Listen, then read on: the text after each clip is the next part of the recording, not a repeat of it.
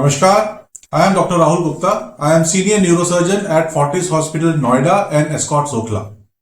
हमसे बहुत बार पूछा जाता है कि एपिलेप्सी सीजर होता क्या है और क्या इसका इलाज संभव है, कौन कौन सी दवाइयां जो खानी पड़ती हैं या उसके अलावा कोई इलाज संभव है।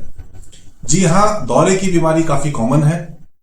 करीब 70 से 80% लोगों को दौरा पड़ता है या सीजर होता है जिसका कोई कारण नहीं मिल पाता है, और बाकी लोगों में किसी में कोई चोट के बाद या ब्रेन हेमरेज के बाद सीजर होता है, या कुछ लोग होते हैं जिनमें ब्रेन ट्यूमर या कोई और ब्रेन में खराबी है, कोई कीड़ा की गांठ है या टीबी है, तो उसकी वजह से दौरा पड़ता है या सीजर होता है। जिसको बार बार सीजर पड़ता है उसको एपिलेप्सी कहते हैं, और इसका इलाज बहुत जरूरी है क्योंकि जितनी बार सीजर पड़ता है वो हमारे शरीर और ब्रेन के लिए नुकसानदायक होता है। बहुत सारी दवाइयां पिछले कई सालों से हमारे पास अवेलेबल है जिससे कि इन दौरों को कंट्रोल किया जा सकता है।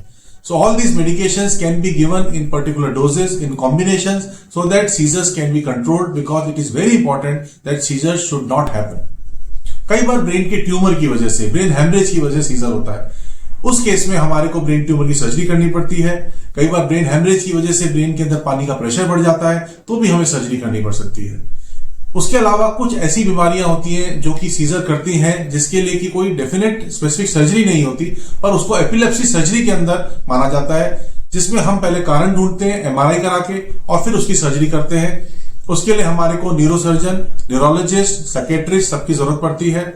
ऑपरेशन टेबल के अंदर, ऑपरेशन थिएटर के अंदर हम स्पेशल इलेक्ट्रोड्स और न्यूरो मॉनिटरिंग यूज करके इस तरह की सर्जरी करते हैं, जिसमें कि खासकर टेम्पोरल लोब एपिलेप्सी में हम लोग सर्जरी करते हैं। तो अगर किसी को शिकायत है दौरे की तो वो एक न्यूरो फिजिशियन से मिले, दवाइयां लिए। उसके अलावा वो न्यूरोसर्जन को भी कंसल्ट कर सकते हैं कि कहीं कोई ऐसा लीजन तो नहीं है जिसको निकालने से वो सर्जरी कामयाब हो और सीजर्स कंट्रोल में है।